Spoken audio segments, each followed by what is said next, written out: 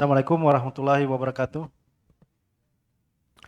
Alhamdulillah, saya rasa hanya ini kalimat yang harus setiap hari, setiap saat kita ucapkan karena besarnya nikmat yang Allah telah berikan kepada kita sampai detik ini. Yang kita tiba sudah sampai ke malam 27 Ramadan, yang insya Allah kita harapkan malam ini menjadi malam akan datangnya Lailatul Qadar. Insya Allah. Eh, Nikmat dan hidayah dari Allah lah yang membuat kita sama-sama berkumpul di sini untuk datang ke tempat ini, mendatangi kebaikan, mendengarkan nasihat dan faedah dari Ustadz. Kita juga mengucapkan salam dan salawat kita kepada junjungan Nabi kita Nabiullah Muhammad SAW, karena warisan dan wasiat dari beliau lah Rasul kita Muhammad SAW. Kita jadi tahu yang mana ke jalan-jalan yang telah dilalui oleh para sahabat yang sampai saat ini harus kita ikuti, dan itu sudah harga mati ya ikhwah ya. Sebelumnya Ana mengucapkan permohonan maaf ya karena kemarin soundnya agak kurang jelas dari Ana ya, kepada Ihwa dan Ahwat yang ada di rumah yang menyaksikan live.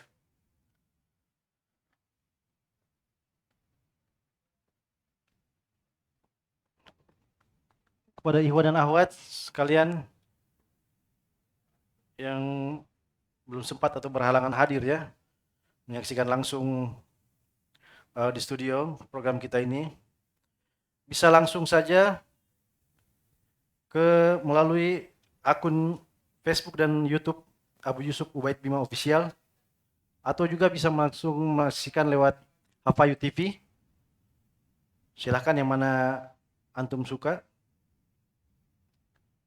Sebelumnya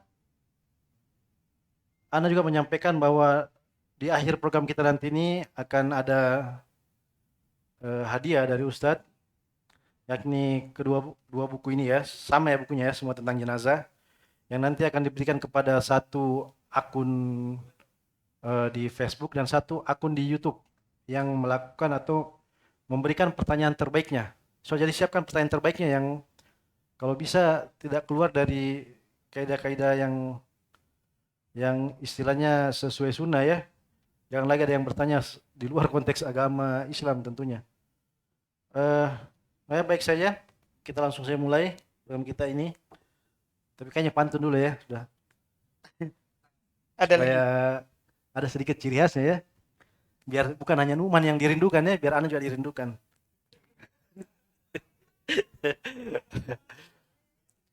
Bismillah. Semoga berhasil ya. Takutnya Anda lupa ya. Biasa karena korgi itu. Makan panada isinya kawat. Ini debus. Apa isinya? Kawat Ustaz. Kap. Ini yang makan Kawat. yang makan panadanya limbat ini Ustaz. Makan panada isinya kawat. Kawat dicabut oleh si Acil. Selamat malam Ihwa dan Ahwat. Ayo ikut program takjil. Tanya jawab Islam. Masya Allah. Udah mulai agak berisi ya pantunnya ya. Besok-besok dibayar ini. Masya Allah. Selain Ana menyapa Ihwa dan Ahwat sekalian, Ana juga akan menyapa Ustadz langsung ya. Assalamualaikum. Kaifa Ustaz? Alhamdulillah bikhoir. Bagaimana haluk an? Alhamdulillah bikhair. Masya Allah. Mulai agak tegang ya saya. Alhamdulillah. Ditanya bahasa Arab ya. Eh, kita udah tiba di malam 27 nih Ustaz. Alhamdulillah Masya Allah. Semoga malam ini datangnya Lailatul Qadar Ustaz ya. Yang keutamanya bagaimana Ustaz? Ana agak lupa ini Ustaz. Karena hafalan kadang mengkhianati nih Ustaz. Masya Allah. Iya. Di antara keutamaannya seperti yang disebutkan dalam Al-Quran, dia adalah malam lebih baik daripada 1000 bulan. Oh ya, Masya Allah. Seperti yang diterangkan di surat Al-Qadar. Inna anzalnahu fi lailatul qadar. Apalagi istilah ayatnya? Hah? Tidak ada yang hafal? Wa ma adraka ma lailatul qadar. Terus ini yang kita inginkan. Lailatul qadar khairun min alfi syahr. Malam Lailatul Qadar itu lebih baik daripada 1000 bulan. Masya Allah. Dan siapa yang berdiri beribadah kepada Allah Subhanahu wa taala karena mengharap pahala dan keimanan kepada Allah, akan diampuni dosanya yang telah berlalu. Sebagaimana dalam hadis Nabi SAW, man qama lailatul qadar imanan wahtisaba ghufira ma taqaddama min dzambihi. Siapa yang berdiri salat di malam Lailatul Qadar karena keimanan dan mengharap pahala dari Allah Subhanahu wa taala, maka akan diampuni dosanya yang telah berlalu. Ini di antara keutamaannya. Masya Allah. Mungkin anak pegang aja ya Ustaz ya, biar agak enak bacanya. Kita langsung aja ya ke pertanyaan pertama. Bismillah. Insya Allah saya mau serahkan zakat fitrah ke tetangga Ustaz. Apakah ada doa khusus untuk saya serahkan atau untuk si penerima zakat tersebut? Berhubung saya serahkan bukan lewat amil zakat. Kalau yang menyerahkan tidak ada doa khususnya, cukup dia berniat. Karena menyerahkan zakat, apakah zakat harta ataupun zakat fitrah, itu adalah ibadah kepada Allah Subhanahu wa taala. Tentunya semua ibadah dipersyaratkan harus ada apa? Niat. Berdasarkan hadis Nabi SAW, innamal a'malu binniyat wa innamal likulli imri'in ma nawa. Sungguh amalan itu tergantung ya pada niatnya, dan setiap orang akan mendapatkan apa yang ia niatkan. Jadi bagi yang mengeluarkannya cukup dia niat ikhlas kepada Allah Subhanahu wa taala, karena itu adalah ibadah kepada Allah. Kemudian yang kedua, bagi si penerima. Ini tidak wajib baginya, tapi disunahkan bagi yang menerima zakat, dia mendoakan yang memberikan zakat. Tapi tidak wajib. Tidak wajib bagi yang menerimanya. Disunahkan dia membaca doa, Allahumma sholli ala ali fulan. Dia sebutkan namanya. Dia sebutkan namanya. Itu wallahualam seperti yang dicontohkan oleh Nabi kita Muhammad sallallahu alaihi wasallam. Oh, Masya Allah. Mungkin si penanya ini Ustaz melihat tradisi yang terjadi sampai saat ini ya Ustaz. Maksudnya kadang tuh kita melalui amil zakat tuh nyerahin berasnya, habis itu semacam jabat tangan terus sebutin nama satu-satu terus didoakan Ustaz. Tidak harus. Nggak harus gitu Tidak ya harus. saya. Bahkan seperti yang kita pernah bilang, bisa dia bilang ini zakat saya dan keluarga. Kan nanti si penerima zakat, dia boleh mendoakan dengan doa Allahumma sholli ala ali fulan. Atas keluarganya si fulan. Seperti itu waktu datang Abu Aufa membawa zakat yang kepada Nabi SAW, dan Nabi doakan seperti itu. Allahumma sholli ala ali Abi Aufa. Allahumma sholli ala ali Abi Aufa. Langsung diwakilkan seperti itu. Tidak harus disebutkan semua nama-namanya. Masya Allah. Iya, itu wallahualam. Semoga penanya mendengar atau menyimak ya langsung ya online supaya mendapat jawabannya. Langsung ke pertanyaan kedua. Bismillah, ana pernah sholat di belakang imam yang pada saat kunut bacaannya dalam hati sambil angkat tangan posisi berdoa, dan makmum tidak ada yang mengikutinya.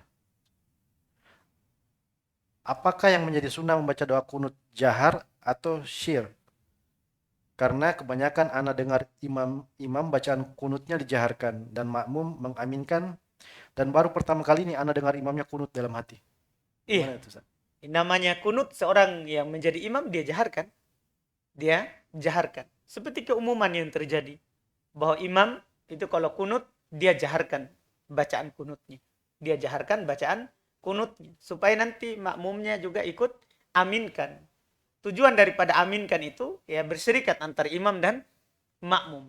Makmum juga dapat kebaikan yang dia doa. Dari doanya imam. Itu wallahualam. Adapun kalau dia sirkan, maka hilang dari tujuan dan maksud dari kunut itu wallahualam. Gitu ya Ustaz ya. Oh, terus ada pertanyaan keduanya Ustaz. Ketika kita sudah wudhu di rumah dan berangkat ke masjid dalam perjalanan, kaki terasa kotor dari pasir dan debu sehingga sesampainya di masjid cuci kaki kembali. Apakah cuci kaki ini tidak termasuk menambah bilangan wudhu yang semestinya hanya 3 kali paling banyaknya? Barakallahu fiik. Jika itu bukan dari urutan wudhu, kita cuci kaki karena kaki kotor saja, maka bukan menambah. Maka bukan menambah. Apalagi sudah terpisah waktunya. Bagi mayoritas ulama yang mengatakan dipersyaratkan mualah, mualah itu yang satu setelah yang lain. Itu sudah tidak masuk lagi. Sudah tidak masuk lagi, sudah terpisah namanya. Dan anggaplah masih bersambung, masih dekat waktunya, belum kering wudhunya tadi, kaki, khusus kaki, itu tidak ada masalah walaupun lebih dari 3. Karena dalam hadis riwayat Imam Muslim rahimahullahu ta'ala, Nabi SAW mencuci kakinya sampai bersih. Nabi SAW mencuci kakinya sampai bersih. Itu wallahualam. Masya Allah. Jadi yang penting dia tidak bersambung ya Ustaz ya. Lagipun kalau bersambung juga, ini yang baru nih, mungkin banyak orang yang baru tahu ya Ustaz, kalau kaki tuh nggak mesti 3 kali Ustaz ya, harus sampai bersih ya, bukan 3 kali ya. Boleh. Masya Allah. Kita lanjut. Bismillah Ustaz, bolehkah kita sholat malam berjamaah bersama istri di rumah setelah sholat tarawih di masjid? Dan apakah kita bisa mendapatkan malam Lailatul Qadar jikalau kita cuma sholat di rumah? Masya Allah. Iya, dapat. Kan hadisnya tadi, hadis Abu Hurairah, Nabi SAW katakan, man qoma Lailatul Qadar. Siapa yang berdiri sholat di malam Lailatul Qadar. Tidak disebutkan di masjid, di rumah. Cuma dibilang siapa yang berdiri sholat di malam Lailatul Qadar mengharapkan pahala dari Allah dan karena keimanan kepada Allah akan diampuni dosanya yang telah berlalu. Tidak disebutkan harus itikaf, tidak disebutkan harus di masjid, tidak. Siapa yang menghidupkan malam itu, maka dia akan mendapatkan keutamaan disebutkan. Wallahualam. Masya Allah. Kita lanjut ke pertanyaan berikutnya.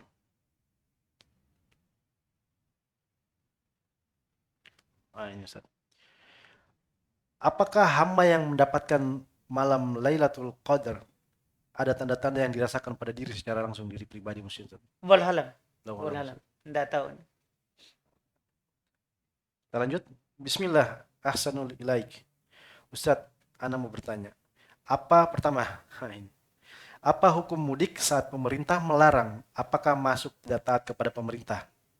Yang kedua, bolehkah minum sambil bersuara menyeruput seperti suara? Nah, ini dia tulis pakai itu. Oh ya. Masya Allah. Asipan. Yang penting jangan minum, Ustaz. Itu berarti bebe itu.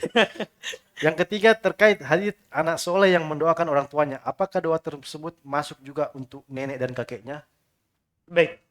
Untuk pertanyaan pertama, bolehkah mudik kalau pemerintah melarang? Ya, tanya pemerintah. Kalau urusan pemerintah kan tanya pemerintah.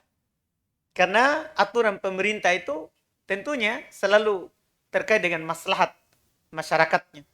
Terkait dengan maslahat masyarakatnya. Karena kaidah di kita, di ahlu sunnah, tasarruful amir itu manutun li maslahatir ra'iyah. Aturan daripada penguasa itu selalu digantung dengan di atas maslahat untuk masyarakatnya. Mereka sudah pandang dan timbang kalau ini dibuka akan membahayakan mereka. Makanya ahlu sunnah itu hanya taat terhadap aturan yang mereka sebutkan. Itu wallahu alam. Masya Allah. Yang kedua Ustaz, bolehkah minum sambil bersuara? Iya. Ya dibilang boleh. Boleh. Terserah orang mau bersuara bagaimana. Iya. Cuman ya tidak disandarkan pada syariat. Karena syariatnya kalau kita minum, habis minum kita puji Allah, alhamdulillah. Itu yang disebutkan. Sama itu di setelah minum. Kalau di awal minum kita katakan bismillah. Kita katakan bismillah. Adapun yang terjadi saat minum atau saat makan, kita mengucapkan sesuatu untuk menggambarkan ini nikmat sekali, dan tidak ada masalah, tidak ada larangan. Tidak ada larangan. Yang ketiga Ustaz, terkait doa anak soleh. Apakah kena juga ke neneknya, kakeknya? Apakah kena nenek dan kakeknya? Wallahualam seperti itu. Iya. Karena yang disebutkan dalam hadis Abu Hurairah, idza matal insan in qata'a min amalihi illa min salat.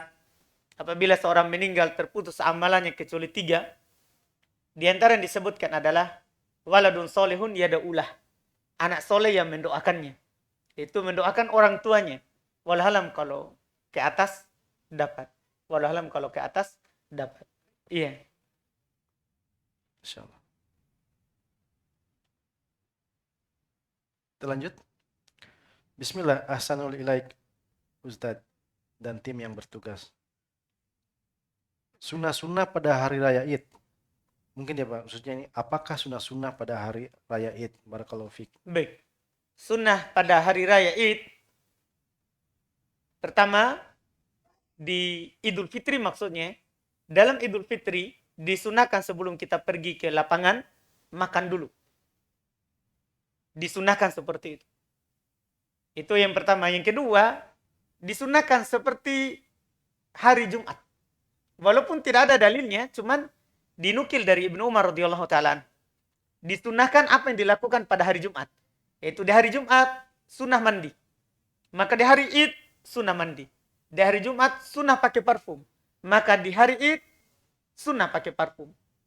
Ya, di hari Jumat kita disunahkan untuk bersegera pergi. Di hari Id juga sama seperti itu. Berlaku hukum di Id. Di hari Jumat sunnah kita diam mendengarkan imam khotib. Iya? Maka di hari Id juga seperti itu. Di hari Id juga seperti itu. Berlaku semuanya yang berlaku di hari Jumat. Itu di antaranya. Terus saat kembali khusus Id, itu sunnahnya jalannya berbeda antar kita pakai pergi dan pulangnya. Jadi misalnya kalau perginya lewat jalan sini, maka saat kembali lewat jalan lain. Lewat jalan yang lain. Itu di antara sunnahnya. Di antara sunnahnya. Di antara juga sunnahnya, nanti juga akan disinggung oleh Syekh Ibnu Utsaimin di majelis penutup, di kitab majelis Syahr Ramadan, sunnahnya adalah bertakbir sampai imam sholat. Sunnahnya bertakbir sampai imam sholat. Ini disunahkan dari terbenamnya matahari di malam Id sampai imam sholat di hari Id, atau keluar untuk sholat di hari Id. Itu wallahu a'lamu. Di antara secara singkatnya, semua ini ada dari salaf. Ada dari salaf penukilannya, insyaallah. Insyaallah gitu Ustaz ya. Jadi tidak disunahkan, baju baru bukan sunnah ya Ustaz, jangan sampai salah paham. Karena saya lihat Iya. orang yang penting harus baju baru ini Ustaz. Iya, enggak harus. Iya. Harus. Yang penting harum, Ya. indah. Apalagi kalau THR belum cair Ustaz ya. Masya Allah. Iya, itu berarti masalah lain. Iya, semoga cepat cair Pak Iman. Belum bukan? Sudah Ustaz. Oh, sudah. Jangan ditanya di sini Ustaz. Nggak enak banyak orang. Baik, alhamdulillah. Kita lanjut pertanyaan berikutnya dari Ahwat Sidrap. Bismillah, ada sepupu anak umur 7 tahun, sehari-harinya makan ubi atau pisang. Tidak pernah makan nasi. Bagaimana dengan zakat fitrinya, Ustaz? Apakah harus dengan ubi atau pisang juga syukur? Iya, Maka dia tahu iya, Pak cobi-cobi ya. iya, Masya Allah. Iya. Tidak harus seperti itu. Disebutkan oleh para ulama adalah kutul bilad, makanan pokok negeri itu. Makanan pokok daerah itu. Tidak harus dia makan misalnya. Saya pernah juga lalui berapa tahun yang lalu, ya sebelum ke Yaman. Waktu itu, jadi saya sama teman imam. Saya penceramah di suatu masjid. Jadi tempat kita nginap itu, orang yang punya masjid, dia gula. Penyakit gula. Jadi dia makannya beras. Ya kita maklumi beras yang dibolehkan untuk dimakan oleh orang yang penyakit gula. Jadi dia bertanya, apakah harus beras gula ini? Wah, siapa yang mau menerima kalau orangnya seperti itu? Yang dibahas oleh para ulama adalah kutul bilad. Makanan pokok negeri itu. Maka di masa Nabi SAW, yang dikeluarkan, yang disebutkan adalah satu sok dari kurma, satu sok dari zabib, ya, kismis, satu sok dari bur, gandum, satu sok dari akid, dari mentega. Dan dikatakan oleh Abu Sa'id Al-Khudri, ini makanan pokok kami waktu itu. Ini adalah makanan pokok kami waktu itu. Artinya ini jenis-jenis yang disebutkan. Tidak harus kalau dia makan kurma saja. Boleh gandum. Makanan pokok negeri itu. Itu wallahualam. Insyaallah. Jadi bukan makanannya dia ya, tapi makanan pokok dari negeri itu. Iya, tentunya kalau mengeluarkan zakat disebutkan oleh para ulama dari yang baik, yang bagus. Karena berdalil dengan hadis umum. Innallaha thayyibun la yaqbalu illa thayyiba. Allah itu maha baik dan tidak menerima kecuali yang baik. Maka selalu mereka singgung kalau memang kurma yang bagus. Kalau memang beras adalah beras yang bagus. Kalau gandum yang mau dikeluarkan, maka gandum yang bagus. Itu yang selalu mereka ingatkan, wallahualam. Masya Allah. Jadi itu poinnya Ustadz ya, makanan yang dimakan di negeri itu ya Ustadz ya. Karena ini menjawab pertanyaan atau di tempat lain kan ada yang berarti kita ini bid'ah karena di sana orang nggak ada yang makan beras. Padahal kan makanan untuk di negeri itu ya Ustadz ya. Betul. Karena disebutkan hadis tadi yang kita katakan, ya Rasulullah mewajibkan makanan Iya. dari makanan. Dari akun Facebook, Bismillahirrahmanirrahim. Assalamualaikum warahmatullahi wabarakatuh. Apakah termasuk memutus hubungan silaturahim kalau kita jarang mengunjungi keluarga karena jauh atau malas, tapi kita tetap berhubungan via online dengan baik? Nah, ini yang pertanyaan pertamanya Ustaz. Gimana, Ustaz? Iya, enggak masuk. Itu sudah dia sambung. Menyambung silaturahim itu enggak harus kita pergi ke tempatnya. Kita WA, tanya kabar, itu sudah menyambung namanya. Itu sudah menyambung namanya. Itu kemudahan dari Allah Subhanahu wa taala karena medianya itu enggak disebutkan. Media maksudnya untuk yang kita pakai untuk menyambung itu enggak disebutkan. Intinya adalah kita menyambung silaturahim kita. Ya, apakah dengan mengunjunginya atau menelponnya atau WA dan semisalnya. Wallahualam. Pertanyaan keduanya Ustaz, masih dengan orang yang sama. Ustaz, apakah tradisi menukar uang baru menjelang Hari Raya Idul Fitri, yang dimana uang tersebut nantinya akan diberikan kepada keluarga? Tapi di dalam penukaran uangnya ada uang jasa. Misal, kita tukar 100.000 dengan jasa 10.000. Jadi kita hanya terima 90.000 atau kita lebihkan 110.000. Bagaimana hal tersebut, Ustaz? Dilihat jasanya maksudnya gimana?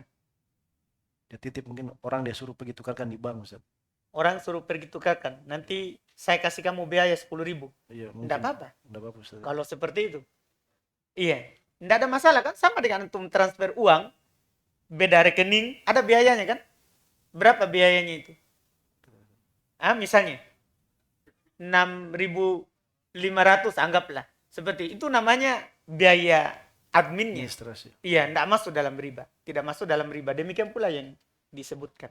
Tapi seumpamanya kayak saya nih Ustaz, mau dekat-dekat hari raya nih, saya tukar uang sebanyak-banyaknya terus Masya Allah. saya keliling gitu kan. Hmm. Mau tukar enggak 100 tapi saya kasihnya 90.000, kan ini uang ongkos saya ini. Bagaimana kalau begitu hukumnya? Oh, itu namanya sudah mau menggandakan uang, Pak Tupan. Sengaja begitu ya, berarti. betul. Iya. Supaya jangan sampai yang Berarti kita jadi jual uang. kita kan masih menerka-nerka maksudnya ini ya. Jadi Iya. kita kasih dua jawaban tuh supaya dia puas Ustaz. Oh, Masya Allah. Masya Allah. Alhamdulillah. Karena kita harus memuaskan pelanggan Ustaz. Oh, begitu ya. Dalam Alhamdulillah. arti ini, dalam hal ini penanya. Oh, ini masih ada pertanyaannya lagi Ustaz yang tadi. Tidak apa-apa. Apa Alhamdulillah. Ustaz? Misal anak titip uang kepada teman dikarenakan lagi iktikaf, agar nanti dibelikan beras untuk dikeluarkan sebagai zakat fitrah jika waktunya sudah tiba. Lantas teman ini lupa untuk mengeluarkannya. Apakah sah zakat fitri karena saya sudah niatkan, meskipun teman ini tidak mengeluarkannya dikarenakan lupa, dan apakah teman saya dan saya berdosa? Iya.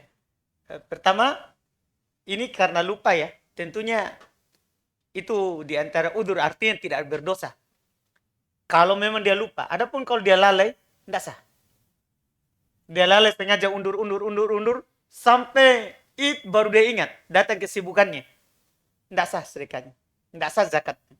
Dia berdosa, wajib dia bertobat dari hal tersebut. Dan hanya itu obatnya. Hanya itu yang harus dia lakukan. Adapun memang dia lupa sama sekali, kalau temannya pernah nitip, ya itu ada udur karena lupa. Dia tidak berdosa dengan hal tersebut, saat dia ingat langsung dia keluarkan. Langsung dia keluarkan. Iya. Tapi saya rasa masih punya waktu ya Ustaz, kalau malam 1 Syawalnya ya. Kan ini kita Iya, iktikaf kalau masih malam Id, intinya kan masih batasan sempat ya. akhirnya sampai imam keluar sholat. Oh, Imam keluar sholat. mungkin dia masih tinggal di masjid malam 1 Syawal ya. Iya. Kan enggak sempat. Afwan, apa hukumnya ketika sholat lail kita ambil posisi yang dekat tiang, sehingga kalau kita capek atau agak ngantuk, kita bersandar di tiang tersebut? Iya. Tidak ada tuntunannya. Kalau capek duduk. Kalau capek duduk. Dalam sholat sunnah, itu boleh duduk walaupun antum mampu berdiri. Saya ulangi. Di dalam sholat sunnah, itu boleh antum duduk walaupun antum mampu berdiri. Walaupun. Beda kalau sholat wajib. Kalau sholat wajib ada aturannya. Rukun daripada sholat wajib harus berdiri. Nanti boleh duduk kalau tidak mampu berdiri. Kalau tidak mampu, berdiri. Itu disepakati. Tidak bisa duduk, baru boleh berbaring.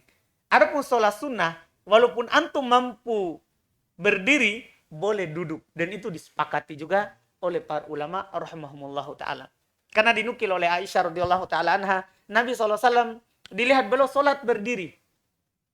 Seakan-akan beliau tidak pernah duduk. Di suatu ketika juga Nabi SAW sholat duduk, tidak berdiri. Padahal beliau tidak lagi sakit.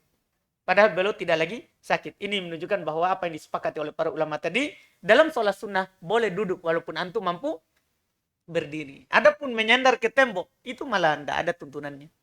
Tidak ada tuntunannya. Karena tidak dikatakan juga berdiri, tidak juga dikatakan apa? Duduk. Tidak ada tuntunannya. Pernah di masa Nabi SAW, ada dari sahabiat perempuan, dia ikatkan talinya di masjid. Kalau dia berdiri sholat, dia pegang itu. Nabi bertanya, ada apa ini? Kenapa? Iya, tidak perlu melakukan seperti itu. Tidak perlu siapkan tali untuk. Seperti penanya, siapkan tiang untuk dipakai sandar. Jangan, kau memang tidak mampu, duduk saja. Dan tidak tercela.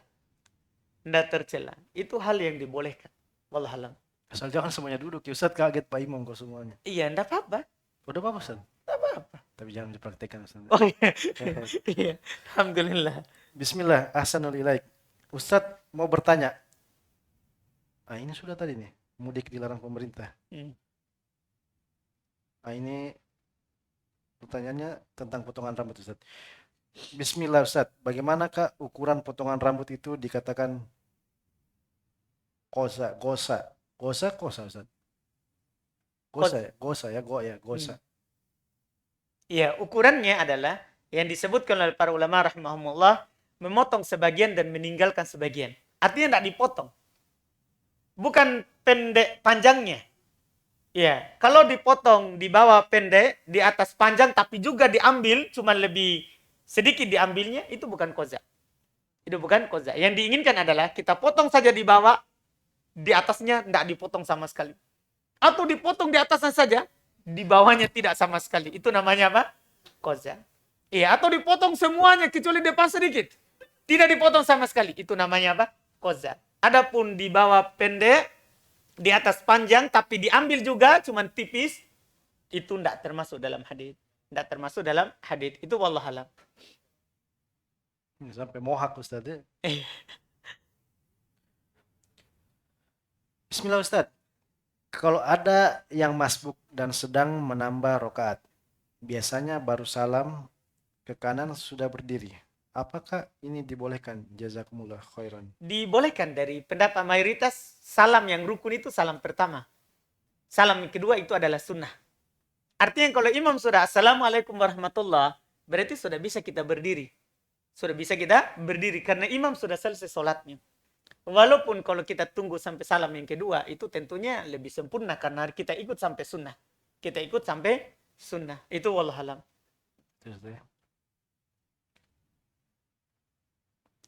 Ini ada pertanyaan dari Syahrul Ramadan. Bismillah, Ustadz, di tempat tinggal anak ada pemerintah yang melarang sholat di lapangan terbuka. Dan ada juga pemerintah yang membolehkan sholat di lapangan terbuka. Apa yang saya harus lakukan? Apakah sholat di lapangan atau di masjid saja Ustadz? Jazakallahu khair. Ikut pemerintah. Tapi pemerintah tak ada dua. Ini saya heran pemerintahnya ada dua ini Ustadz. Iya. Mungkin satu Papua Nugini. Iya. Bersebelah perbatasan. Ikut pemerintah. Ikut pemerintah. Kalau di tempat kita seperti itu, ikut wali kota atau bupati kita di situ. Yang lebih tinggi. Kalau yang di bawahnya berselisih. Wallahualam. Ikuti yang paling tinggi jabatannya Ustaz ya. Bismillah, afwan Ustaz. Apa hukum jika kita sengaja ataupun tidak sengaja saat berwudu ketika membasuh tangan 1 kali, sebelahnya lagi 3 kali, dan begitu juga anggota-anggota badan yang lain bahkan lebih dari 3 kali? Iya. Kalau tangan 1 kali, kemudian yang kanan 1 kali, yang kiri 2 kali atau 3 kali, semuanya boleh.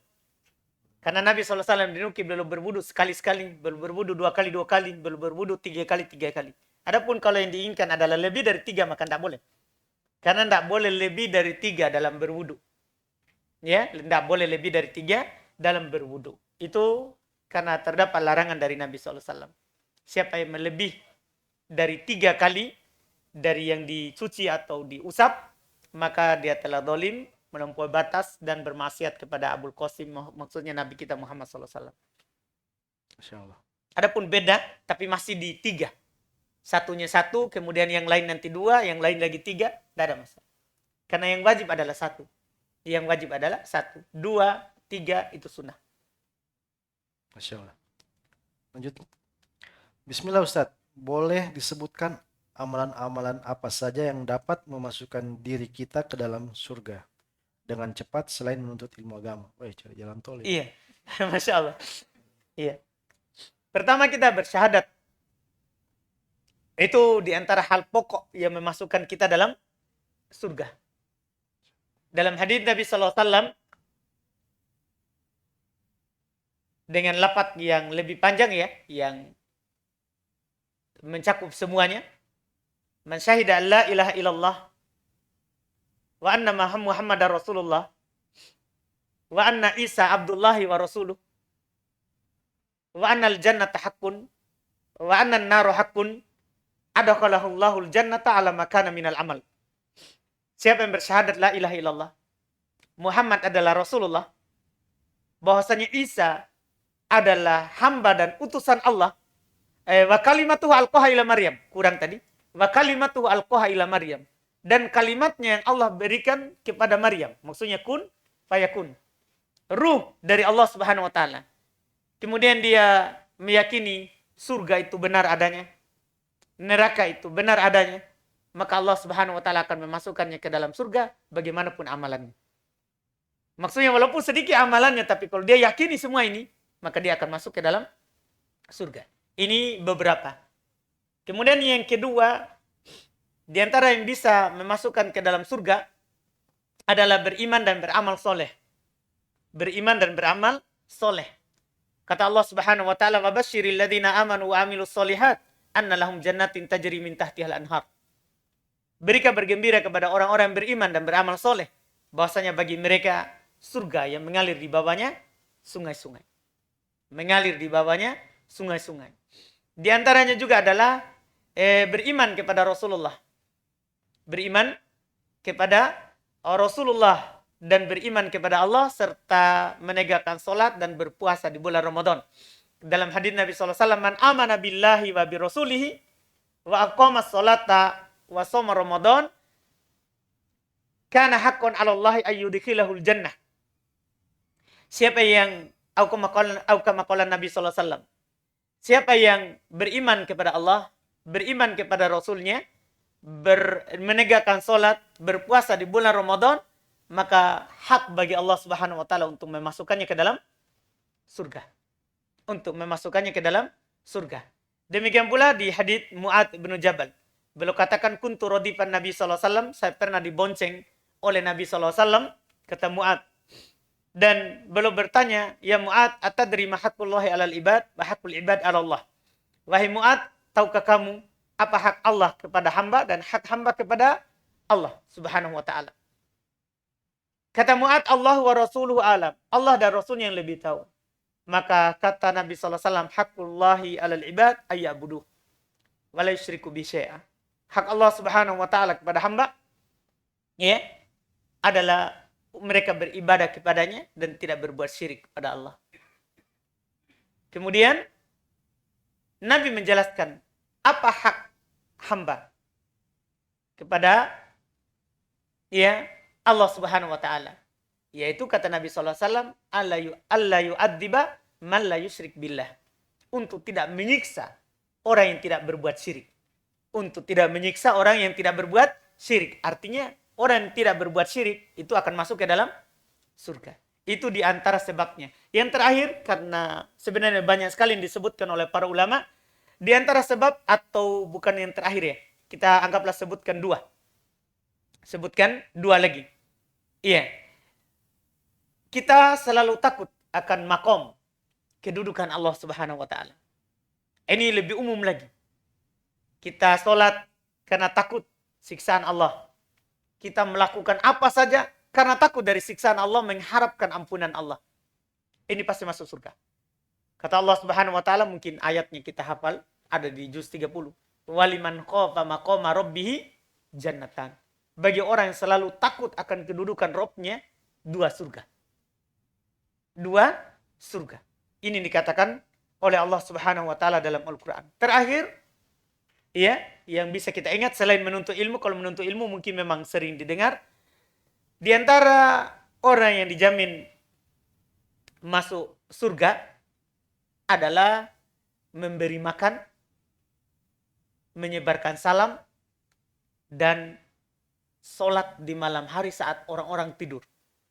Dalam hadits Abdullah ibnu Salam, dalam riwayat Imam Ahmad dan selainnya, disahihkan oleh Syekh Albani rahimallahu taala, ayuhan nas, kata Nabi SAW, ayuhan nas, wahai sekalian manusia, absus salam, sebarkan salam, wa'at imut to'am, beri makan, wa kumu billaili wan nasu niyam, berdirilah sholat di malam hari dalam keadaan orang lain tidur. Tadakulul jannata bisalam, maka kalian akan masuk surga dengan penuh keselamatan. Kalian akan masuk surga dengan penuh keselamatan. Ini diantara yang disebut oleh Nabi SAW, dan banyak lagi sebab yang lain. Wallahualam, ini yang bisa hadir di ingatan kami. Wallahualam. Masya Allah. Jadi banyak sekali ya Ustaz, selain menuntut ilmu agama, banyak jalan untuk menuju surga ya Ustaz ya. Masya Allah. Kalau awat ikhlas atau ridho suaminya poligami, bisa masuk jalan menuju surga juga? Iya. Wallahualam Pak Topan. Iya. Jangan sampai itu pertanyaan untuk menyerang ibunya di rumah. Iya. Kan iya. Enggak tahu saya Pak Topan. Memang tadi anak dikawari beliau menonton Ustaz, jadi Oh anak begitu bertanya. ya. Jadi antum manfaatkan ya. Nanti saya yang ditembak. Ya, Ustaz. Pelan-pelan ya Ji. Iya. Kita Jadi lanjut itu Pak Topan, akhwat itu jangan selalu ditembak begitu. begitu Ustaz ya. Mereka enggak suka. Oh begitu Ustaz ya. Iya. Kata Nabi, rifqon bil qawarir, lemah lembut dengan gelas kaca. Artinya kalau kita mau poligami, tidak harus kita bilang saya mau menikah sekarang, harus kau tanda tangan surat. Itu malah tidak baik jadinya. Bukan saya Ustaz, ada temanku Ustaz. Iya. Tidak apa-apa, ini nasihat untuk teman tak. Iya, gampang tak kunci pintu rumah. Iya. Jangan sampai kan ada teman saya juga Pak Topan, katanya kalau dia poligami, dia harus keluar dari rumah tidak pakai sandal. Iya. Begitu Ustaz. Iya. Kenapa itu Ustaz? Ya karena istrinya tidak mau. Enggak dikasihkan sendal Ustaz ya. Iya. Jadi pergi kau tanpa sandal. Wah, Wah, panas tuh. iya betul. Makanya kita pikirkan daripada tidak punya sandal setelahnya. Betul. Singa di luar, singa di rumah. Tapi singa di bius Ustaz. Ya. Kita lanjut. Bismillah Ustaz. Apakah bersentuhan suami istri setelah berwudu bisa membatalkan wudu keduanya? Barakallahu fiik. Ini banyak beredar di masyarakat ini. Ustaz. Baik. Bersentuhan dengan perempuan, apalagi dengan istri, itu tidak membatalkan wudhu. Tidak membatalkan wudhu. Kata Aisyah radhiyallahu taala anha bahwasanya Nabi SAW qabbala ba'da nisaihi ya wa kharaja ila shalah. Nabi SAW kata Aisyah mencium sebagian istrinya dan beliau langsung keluar ke salat. Nabi mencium sebagian istrinya dan beliau langsung keluar dari salat. Bahkan pernah terjadi di satu malam Nabi SAW salat malam. Salat malam dimaklumi rumah Nabi sempit. Jadi Aisyah tidur di kiblat. Nabi kalau sujud, beliau cubit kaki Aisyah dan beliau menekuknya dan Nabi sujud. Setelah Nabi berdiri lagi, beliau ulurkan kembali kakinya. Kalau seandainya menyentuh istri, membatalkan wudhu, pasti Nabi dia lakukan sholatnya. Ada mengatakan batal dengan dalil ayat, yaitu firman Allah Subhanahu wa taala dalam surah An-Nisa, "Aw lamastumun nisa." Atau kalian menyentuh perempuan. Atau kalian menyentuh perempuan. Dengan dalil ini katanya menyentuh perempuan termasuk istri itu membatalkan wudu. Membatalkan wudu. Tapi yang benarnya ayat ini telah datang tafsir dari Ibnu Abbas radhiyallahu taala anhu. Ketika belum menjelaskan aulamas tumun nisa atau kalian menyentuh perempuan, maksudnya berjima, berhubungan badan. Karena kalau tidak seperti itu kita katakan berarti hadis-hadis tadi itu percuma. Hadis-hadis tadi itu percuma. Jadi untuk mengkompromikan itu, menyentuh maksudnya adalah berhubungan badan, berjima. berjima. Dan dengan tafsir dari Ibn Abbas itu dan tafsir sahabat adalah hujah. Bisa dipakai berdalil, maka itu yang kuatnya bahwa menyentuh istri, mencium istri tidak membatalkan wudhu. Kecuali kita cium patopan ada keluar sesuatu di bawah. Gitu, Ustaz ya. Iya, kita cium istri, keluar madi. Batal bukan karena ciumnya, tapi karena ada yang keluar di bawah. Masya Allah. Tapi ini amalannya bagus ya Ustaz. Mungkin kayaknya jarang orang yang mau ke masjid cium dulu istrinya ya Ustaz ya. Iya, Masya Allah. Perlu Rasulullah dipraktekkan. saja praktekkan ya. Iya. Masya Allah. Jadi kalau pulang ke besok. Kayak istri di kampung Ustaz. Oh iya, baik. Hilang lagi. Teman tak paling. Iya, nanti saya tanya teman. Tapi lagi itikaf ya teman teh. Tidak Ustaz. Oh iya. Iya. Nanti saya dihadang Ustaz. Bismillah, waktu haid saya sudah lewat Ustaz. Sampai sekarang saya belum haid. Beberapa hari ini ada bercak yang keluar tapi saya tetap sholat, puasa dan lain-lain karena saya menganggap itu bukan haid sebab saya pernah dengar jika ada bercak yang keluar tapi tidak bersambung dengan darah haid, maka itu bukan darah haid. Apa yang saya lakukan sudah benar Ustaz? Syukran. Sudah benar. Karena itu yang disebutkan dari sahabat Nabi SAW. Kunna lana uddul kudrata wa sufrata ba'da tuhuri syai'a. Kami tidak menghitung bercak kuning ataupun coklat sebagai haid sedikit pun setelah suci.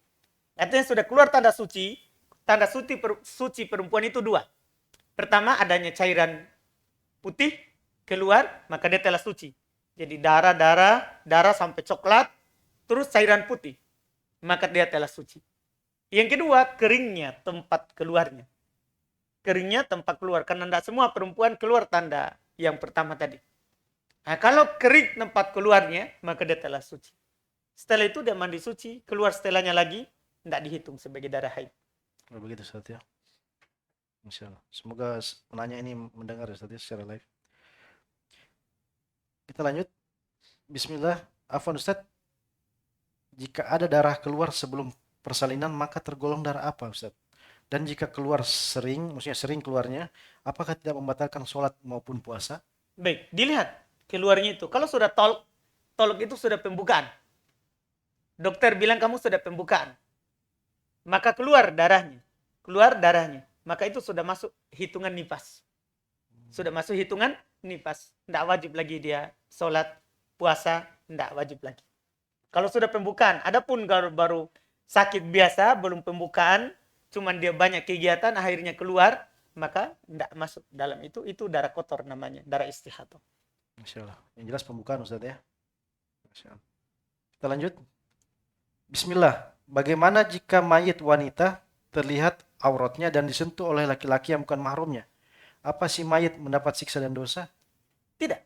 Karena si mayat sudah tidak ada lagi taklif. Tidak ada lagi beban syariat untuknya. Tidak ada lagi halal, tidak ada lagi haram. Tidak ada lagi bagi si mayat. Karena dia sudah meninggal. Dosanya adalah bagi yang hidup. Kalau dia tahu hukumnya haram bersentuhan dengan perempuan walaupun sudah meninggal. Karena sama saja. Yang meninggal dan masih hidup itu semua sama hukumnya. Ya, kenapa kita katakan sama? Karena Nabi SAW pernah bersabda, kasru admul mayyit kakasrihi hayat. Mematahkan tulang mayat orang yang sudah meninggal itu sama hukumnya mematahkan saat dia hidup. Dan sama dosanya. Jadi bagi yang melakukannya dia mendapatkan dosa yang sama. Adapun mayat tidak. Wallahu a'lam.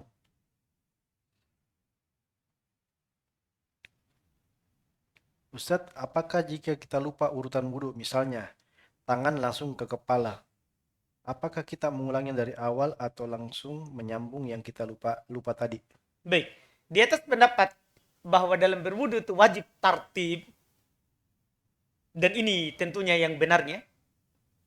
Mereka berdalil dengan ayat wudhu ya, yaitu firman Allah Subhanahu wa taala, ya ayyuhalladzina amanu idza qumtum ila sholati faghsilu wujuhakum wa aydiyakum ilal marafiq wamsahu bi ru'usikum warjulakum ilal ka'bain. Ya, wahai orang-orang beriman, kalau kalian berdiri salat, cucilah wajah kalian. Kemudian tangan sampai ke siku. Usaplah kepala kalian dan cucilah kaki kalian.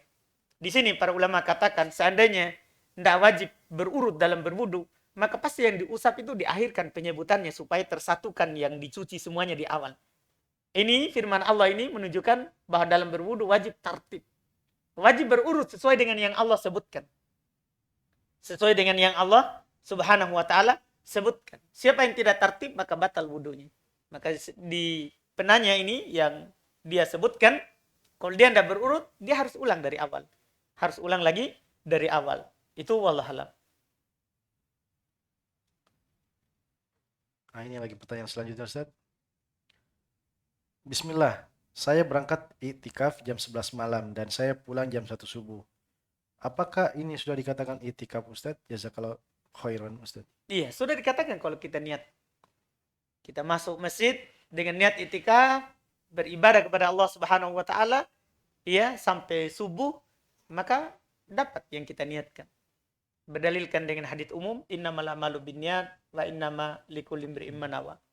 Amalan itu tergantung daripada niatnya dan setiap orang akan mendapatkan apa yang ia niatkan. Sekarang dia sudah niat iktikaf, dia dapat keutamaan. Wallahu a'lam. Masya Allah. Lanjut. Bismillah, saya mau bertanya Ustadz. Selama Ramadan ini keluarga saya aktif nonton kajian Ahlul Bid'ah. Saya terus menghindar karena belum mampu menasihati keluarga. Qadarullah, ada saatnya saya tidak bisa menghindar. Jadi saya mengingkari setiap apa yang diucapkannya. Tapi kadang-kadang saya tidak sadar dan saya menyimak. Bagaimana terkait hal ini Ustadz? Syukran. Iya. Pertama, sebenarnya yang harus kita lakukan, nasihati dulu. Bahwa ilmu agama itu harus diambil di orang yang terpercaya. Orang yang terpercaya. Iya. Dalam bahasa lainnya, kalau secara umum, kita itu ambil agama di da'i millah. Orang mengajak kepada agama. Bukan da'i ummah. Bukan orang mengajak ke orang. Bukan orang yang mengajak ke orang. Jadi karena da'i itu ada dua. Ada da'i millah, maksudnya mengajak ke agama Allah. Jalan yang benar. Tidak peduli manusia mencelanya atau memujinya. Tidak peduli. Itu namanya da'i millah. Yang kedua da'i ummah. Orang yang berdakwah sesuai dengan umat. Ini tidak boleh diambil ilmu darinya. Tidak boleh diambil ilmu darinya. Karena yang seperti ini, dia akan berbicara sesuai dengan maslahat kantongnya. Sesuai dengan maslahat kantongnya. Atau maslahat banyak yang hadir ke pengajian. Ke pengajiannya. Yang seperti ini, tidak boleh diambil ilmu. Kata Ibnu Sirin, rahmahullahu ta'ala, inna hadal ilmu din, fanduru amman ta'khuduna dinakum. Ilmu itu adalah agama, maka perhatikan kepada siapa, dari siapa kalian mengambil agama kalian. Kalian mengambil agama kalian. Itu dulu yang pertama kita nasihati. Bahwa untuk mengambil agama, kita harus ambil di orang yang terpercaya. Ambil di orang yang terpercaya. Itu nasihat pertama, kita nasihati dulu. Kemudian setelah kita nasihati dia tetap melakukannya, nah itu urusannya karena hidayah di tangan Allah. Cukup kita ingkari. Cukup kita ingkari. Terkait dengan kita kadang terbawa, jangan kita masuk di hal yang seperti itu. Kita usahakan untuk menghindar. Untuk menghindar dan tidak mendengarnya. Ya kan? Wallahualam. Masya Allah, harus menghindar Ustaz. Nasihati dulu dan harus menghindar. Karena mencari ilmu agama itu tidak seperti apa? Mencari ilmu agama itu tidak seperti mencari kayu hitam di malam gelap gulita Ustaz. Wah, Masya Allah. Masya Allah. Iya. Mulai agak berisi hostnya Ustaz. Iya, alhamdulillah. Ini pengaruh Iya. pengaruh sama Artinya kata iya, Ustaz. Kak Topan katanya jangan ya mencari ilmu agama itu seperti hati bulail, pemungut kayu bakar di malam hari. Artinya apa saja diambil walaupun ular.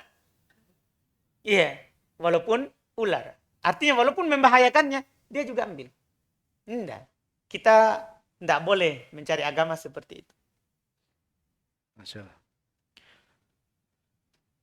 Kita lanjut.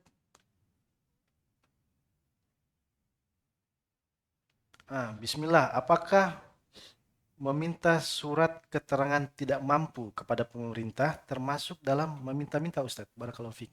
Ya kalau memang kita tidak mampu dan pemerintah menawarkan itu, tidak masuk meminta-minta, tapi kita mengambil hak namanya. Jadi kita memang tidak mampu. Kemudian pemerintah menawarkan bantuan. Dan pemerintah berikan syarat, kamu harus urus di RT, RW supaya dia tahu. Tidak apa-apa. tidak masalah, tidak masuk dalam meminta-minta.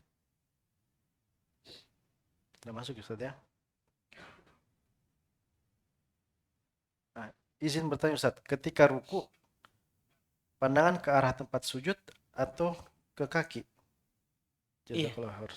Pertama, hadis terkait dengan arah pandangan ke arah tempat sujud, bahwa Nabi SAW apabila beliau sholat, maka mata beliau tidak pernah lewat dari tempat sujud, itu do'if. Hadisnya adalah do'if. Itu secara umum dalam sholat. Kemudian ketika kita ruku, arah pandangan ke tempat sujud atau ke kaki, maka kita perlu perhatikan sunnah dalam sujud, itu Nabi SAW meluruskan punggungnya. Dan beliau tidak merendahkan kepalanya, demikian pula beliau tidak mengangkatnya.